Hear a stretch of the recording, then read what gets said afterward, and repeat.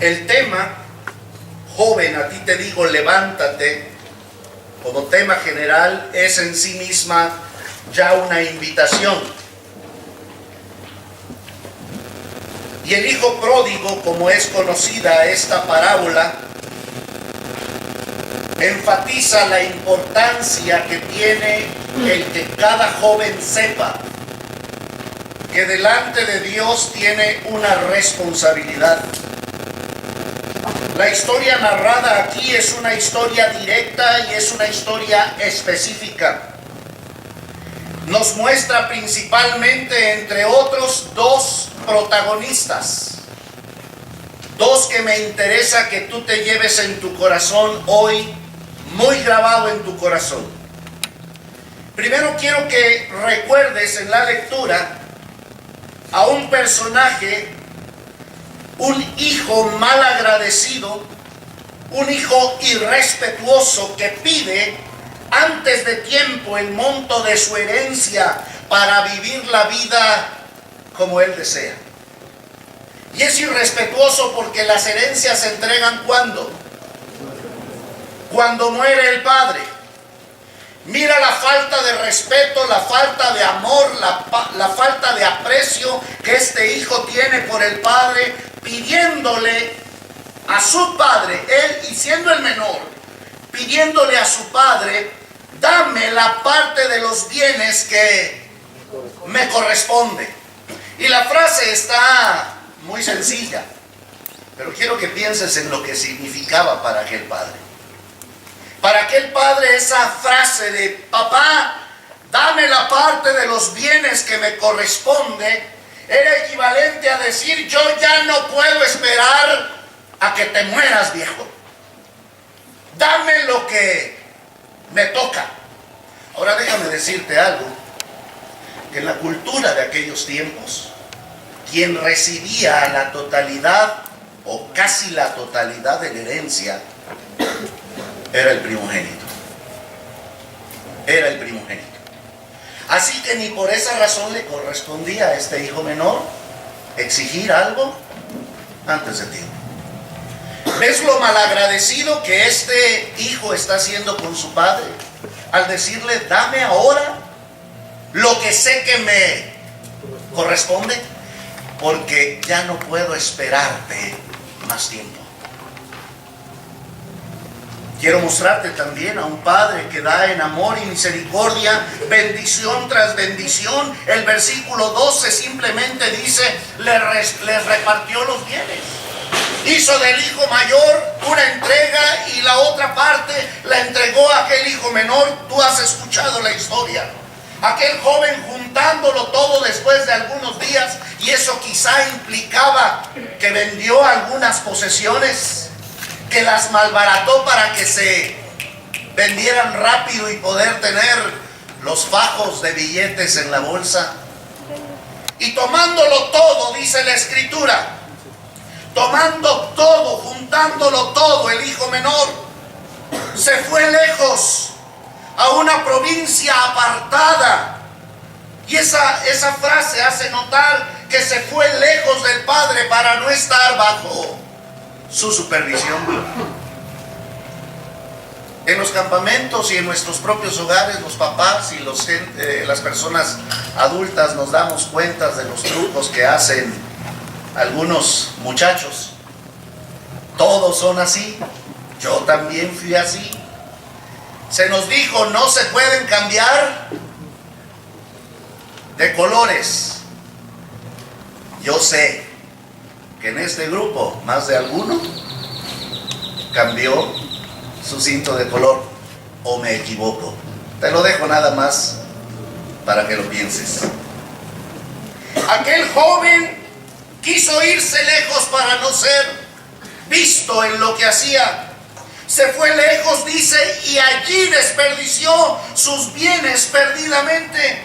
Un joven necio que malgasta lo que ha recibido al punto de quedarse, según la historia, como decimos coloquialmente, sin un centavo partido por la mitad. Se quedó no solamente sin dinero, se quedó también sin aquellos amigos que alrededor de él vivían las fiestas, las pachangas, el ir y venir en la desenfrenada carrera de su vida, sin límites, sin apuros, sin preocupaciones. Cuando el dinero faltó, los amigos también faltaron. Y déjame decirte algo, eso se repite hoy en día muy a menudo. No solamente se quedó sin centavos, no solamente se quedó sin amigos, aquel joven se quedó sin manera alguna de poder sostenerse por sí mismo. En medio de toda su loca y desenfrenada carrera y naturales consecuencias, como hemos visto, toma una importante decisión. ¿A qué punto llegó aquel joven? A buscar entre los pobladores de aquella región, de aquella provincia apartada de su propio pueblo, donde quizá él tenía mayores oportunidades. Y en aquella provincia empezó a buscar trabajo, pero tampoco sabía hacer mucho, pues era hijo de papi, todo lo tenía a la mano. Él tronaba los dedos y había sirvientes que le llevaban lo que quería. Era un muchacho mimado, malagradecido, necio, pero ahora está buscando trabajo y no hay trabajo para él. Y no es que no hubiera que hacer, lo que pasa es que aquel joven no sabía hacer absolutamente nada. Y se acercó, dice la Escritura, versículo 15, nota las palabras que la Biblia usa, y fue y se arrimó. No fue invitado. No le dijeron, pasa, joven. No le dijeron, bienvenido. Dice que él se arrimó. Y el muerto y el arrimado, a los 3 días apesan. Este muchacho ya no tenía dónde bañarse.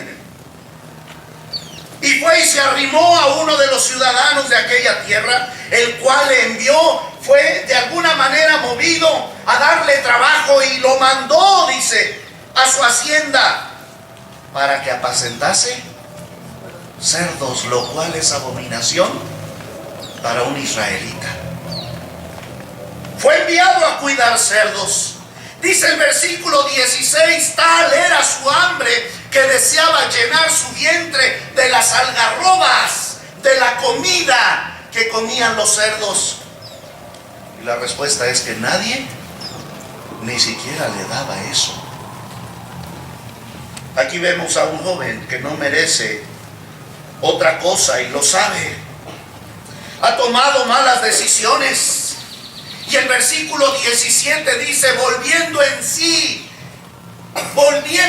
esto es, habla de dejar a un lado la locura, habla de pensar mejor las cosas, y dice, ¿cuántos jornaleros en casa de mi padre tienen abundancia de pan? Porque él deseaba las algarrobas y ni siquiera eso le daban.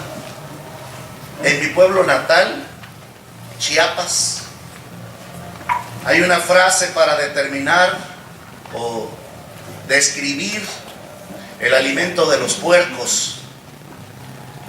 Ojalá la puedas recordar. Achihual.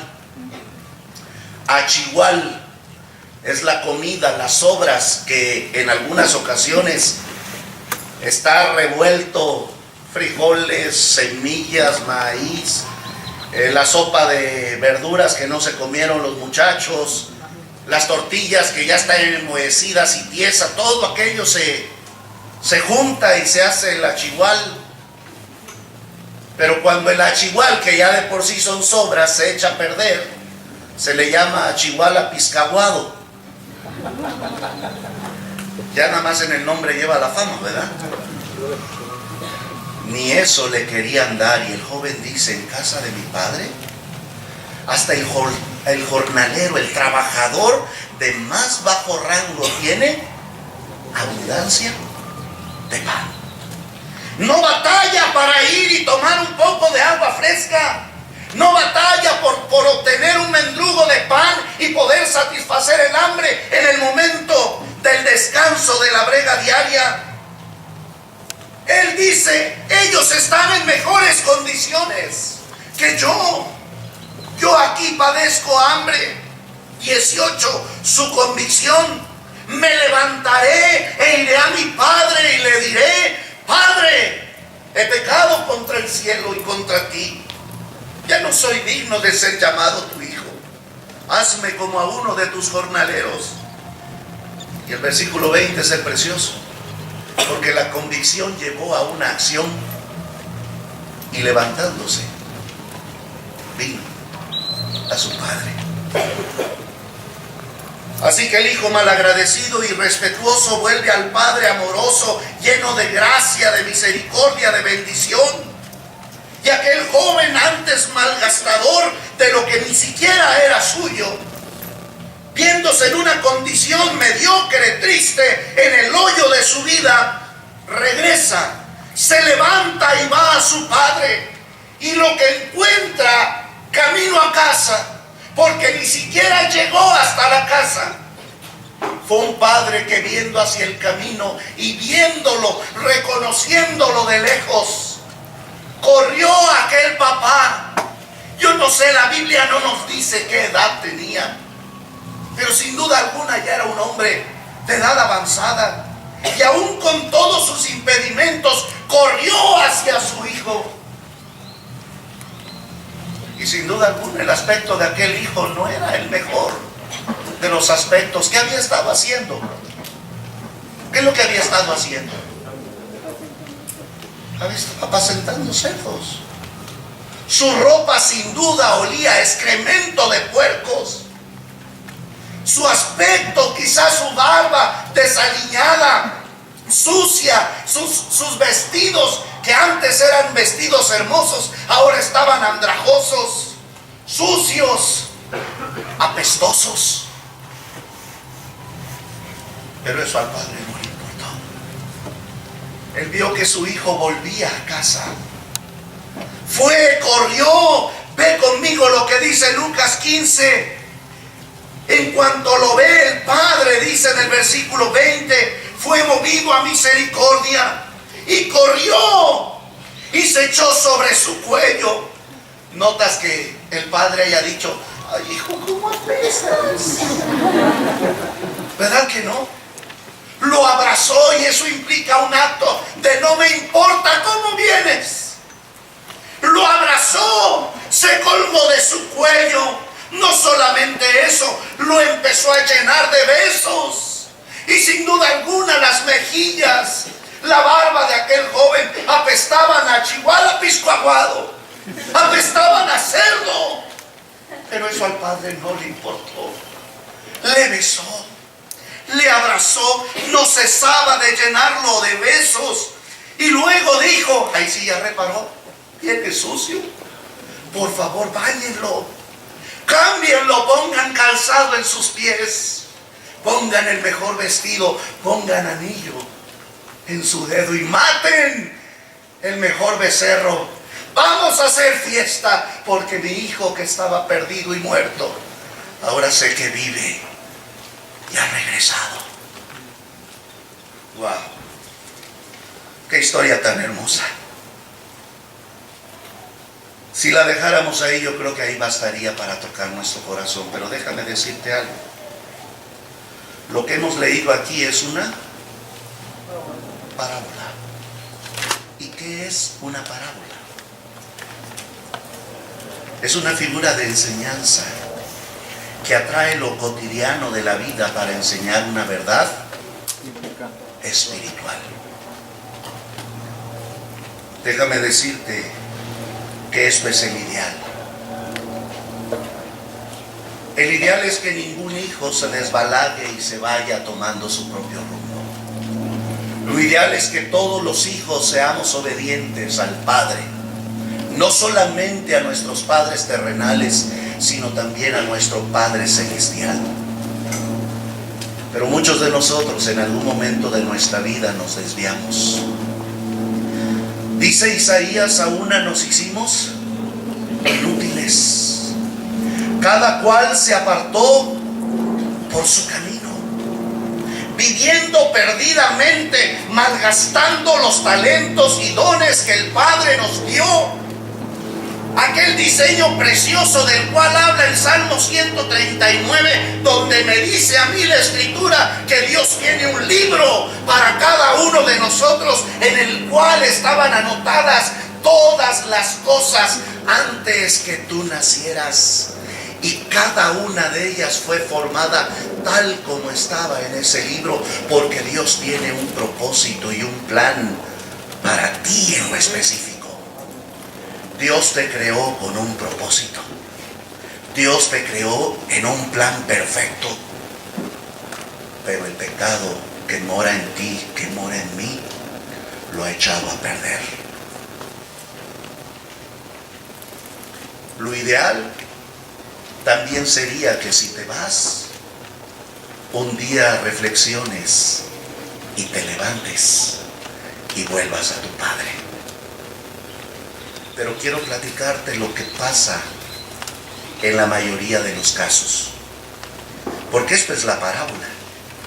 Veamos la historia.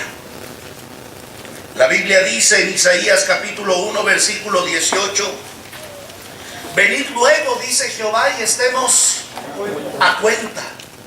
Si vuestros pecados fueren como la grana, como la nieve serán emblanquecidos. Si fueren rojos como el carmesí, vendrán a ser como blanca lana. Juan escribe en su primera carta, capítulo 1, versículo 9, que si confesamos nuestros pecados, Él es fiel y justo para perdonar nuestros pecados y limpiarnos de toda maldad. Dice el capítulo 2, versículo 1: hijitos míos, estas cosas os escribo para que no pequéis. Y si alguno hubiere pecado, abogado tenemos para con el Padre, a Jesucristo el justo. Y Él es la propiciación por nuestros pecados, y no solamente por los nuestros, sino también por los de todo el mundo. Y no son los únicos versículos. La Biblia está llena de invitaciones directas de Dios para ti y para mí. Invitaciones al perdón que Él quiere darnos en Cristo Jesús.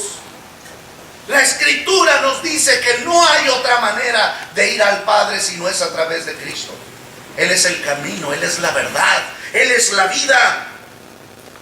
Nosotros podemos hallar perdón en la sangre bendita de Cristo Jesús. Podemos tener seguridad de esa salvación.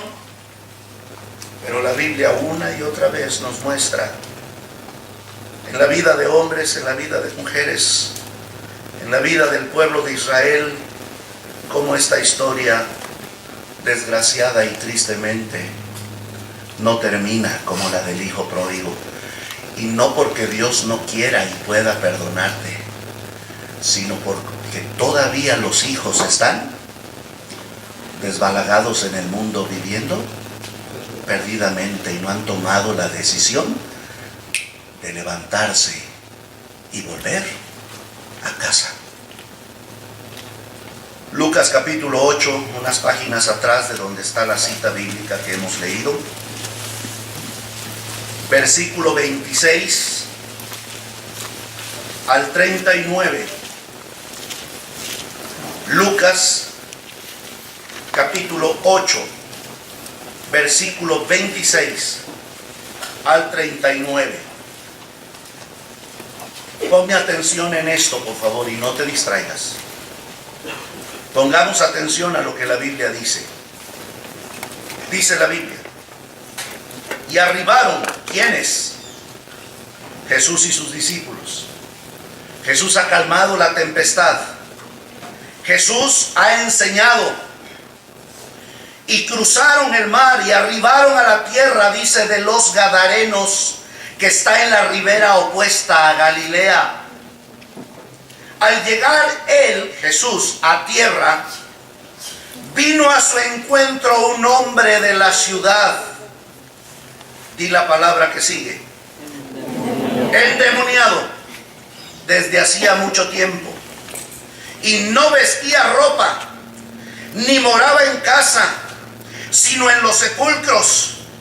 Este, al ver a Jesús, lanzó un gran grito y postrándose a sus pies, exclamó a gran voz: ¿qué tienes conmigo, Jesús, Hijo Hijo del Dios Altísimo, te ruego que no me atormentes, porque mandaba Jesús al espíritu inmundo que saliese del hombre, pues hacía mucho tiempo que se había apoderado de él. Y le ataban con cadenas y grillos, pero rompiendo las cadenas, era impelido por el demonio a los... ¿Cuál palabra sigue? Desiertos. Énfasis en esas palabras que le estoy mostrando. Y le preguntó Jesús diciendo: ¿cómo te llamas?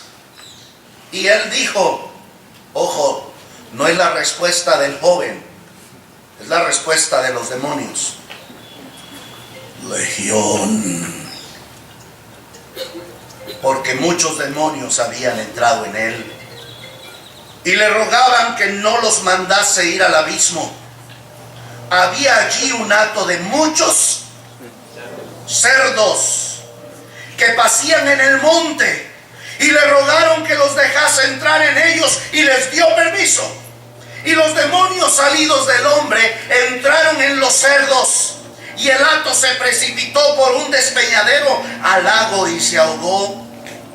Y los que apacentaban los cerdos, cuando vieron lo que había acontecido, huyeron, y yendo dieron aviso en la ciudad y por los campos, y salieron a ver lo que había sucedido.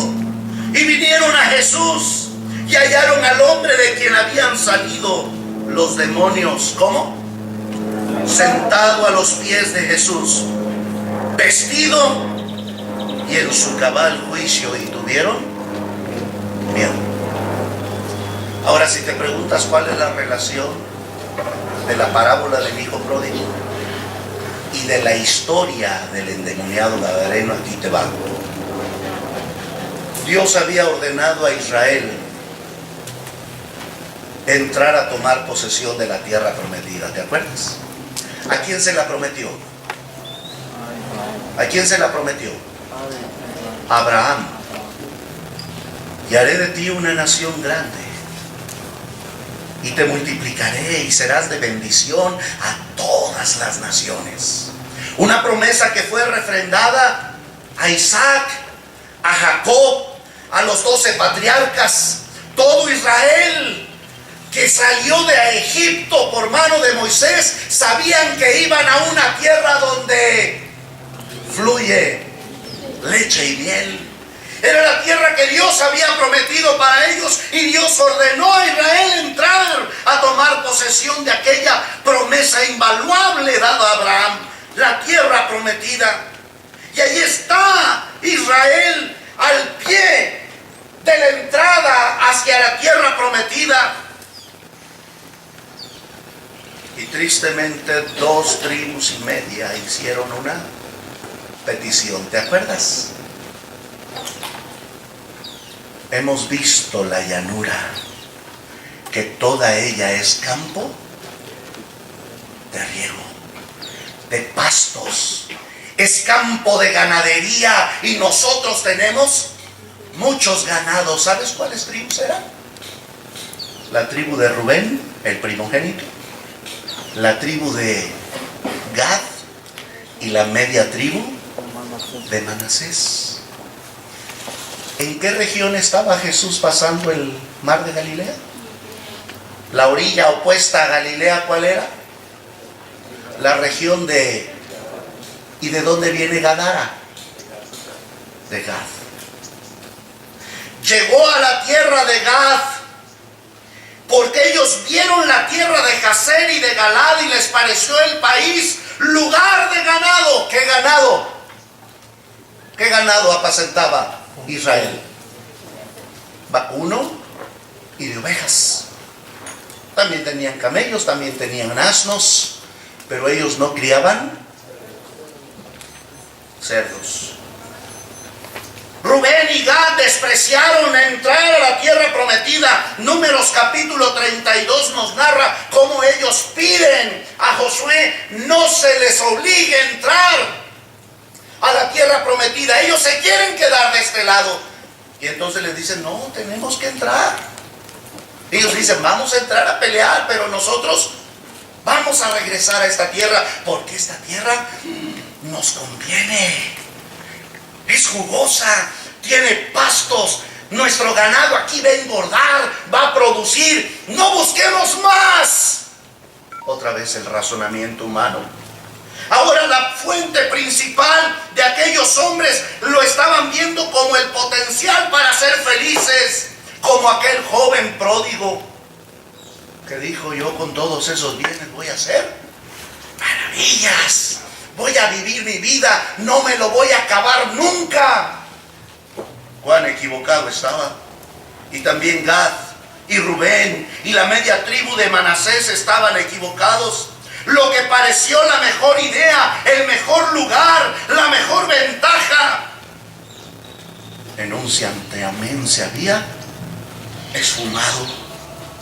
La palabra de Dios nos dice que fueron advertidos. Dios les dijo: si ustedes se olvidan de Dios, si ustedes no hacen lo que Dios quiere, Él convertirá tu vida en desiertos.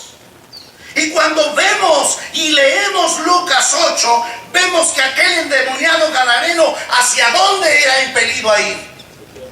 Hacia lugares desiertos. Razónalo. Razónalo. ¿Dónde estaban los pastizales? ¿Dónde estaban? Habían desaparecido y en su lugar había desiertos. La riqueza de aquel joven que parecía mucho, que parecía inacabable, que parecía que nunca se iba a terminar, también se terminó. Y viéndose sin nada, fue obligado a cuidar cerdos. Ya no había pastoreo de ganado vacuno y ovejuno. Ahora en aquel desierto, en aquellos lugares, lo que estaban haciendo era apacentar hatos inmensos de cerdos. La condición espiritual de los gadarenos era deplorable. Ellos habían abierto la puerta al ocultismo, razón por la que los demonios se movían mucho en la población. Muchacho, señorita, por favor, ni Charlie, ni ningún juego como la Ouija van a traer satisfacción a tu vida. Todo lo contrario, traerán maldición a tu vida. Y se empiezan con poquitas cosas, escuchando música rock, escuchando reggaetón. Ahí van los jóvenes con sus audífonos, parecen zombies. Si tú quieres reggaetón, así sí se la saben, no me digan que no.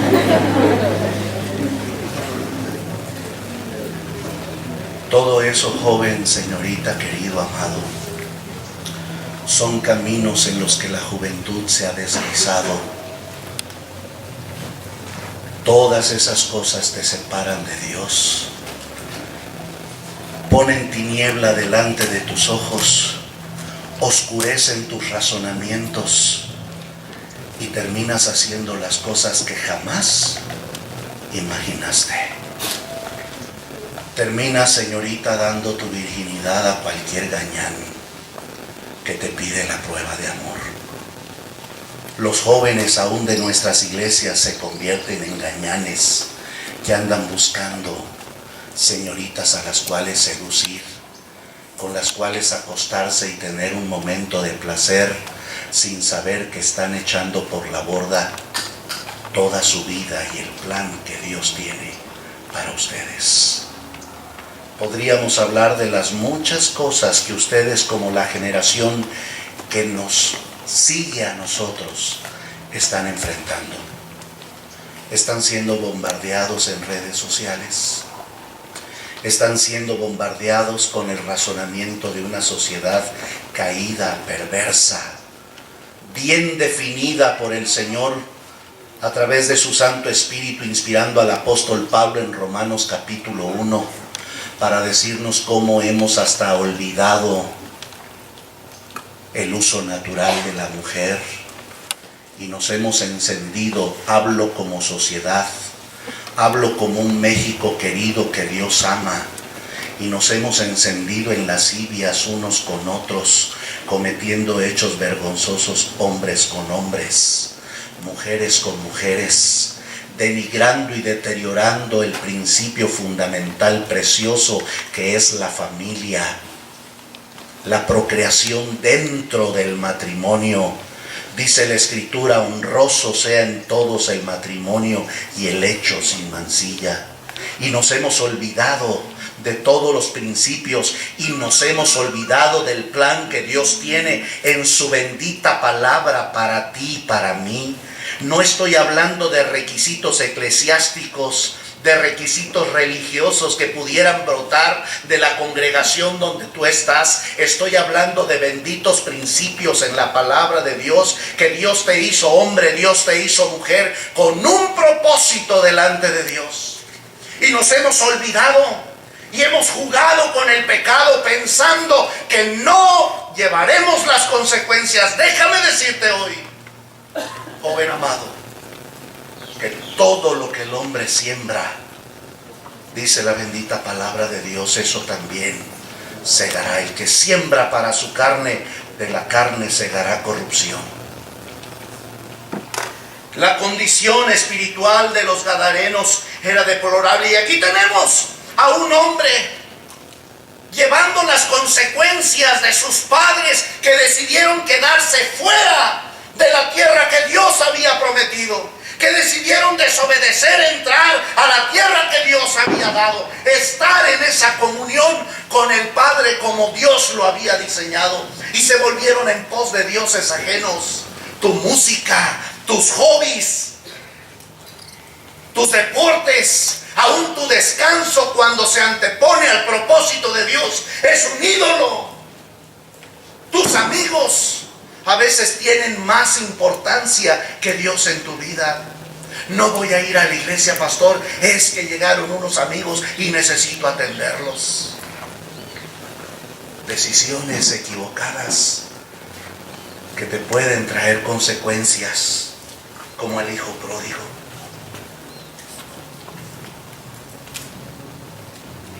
Pero déjame terminar con esto. La tierra de Gadara había perdido sus pastos. La tierra de Gadara ahora era un desierto. La tierra de Gadara ahora era el lugar donde el territorio donde se manifestaba el diablo y sus demonios. Ya no era aquella tierra floreciente. Rubén, Gad y Manasés habían perdido sus más ricas bendiciones de ganado vacuno y ovejuno, y ahora estaban cuidando cerdos. Aquella fuente de ingresos que ellos tenían en el ganado, ahora eran cerdos. Como quiera significaban ganancias, pero en un momento aquella legión de demonios entró en el hato de cerdos y se lanzaron al agua ahogándose absolutamente todos. Y aquellos dueños tuvieron una pérdida total. Y cuando parece que ya no se puede caer más bajo, que lo has perdido todo, sorpréndete. Te invito a que te pongas de pie. Y del capítulo 8 de Lucas.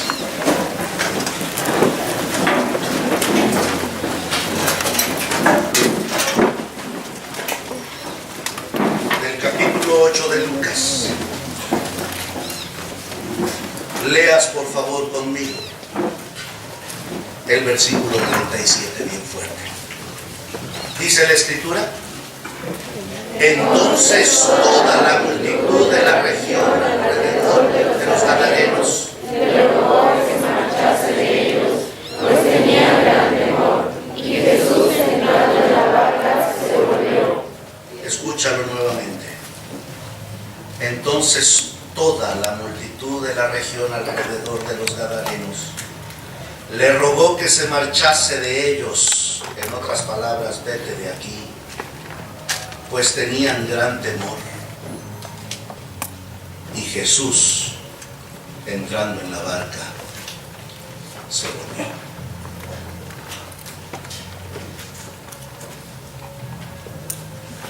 Cuando parece que nada más malo puede pasar,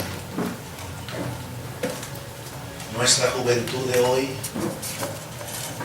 escucha del amor de Dios escucha del plan redentor de Cristo y en lugar de levantarse como el hijo pródigo, le dicen a Jesús, mejor vete. Ver tu rostro es recordar lo que nos hizo quedarnos aquí, cómo hemos fracasado, cómo estamos perdidos, cómo no hay para nosotros salvación, ya no tenemos absolutamente nada. Mejor vete. Reflexiona en eso y toma tu lugar mientras oramos. Puedes sentarte. Padre.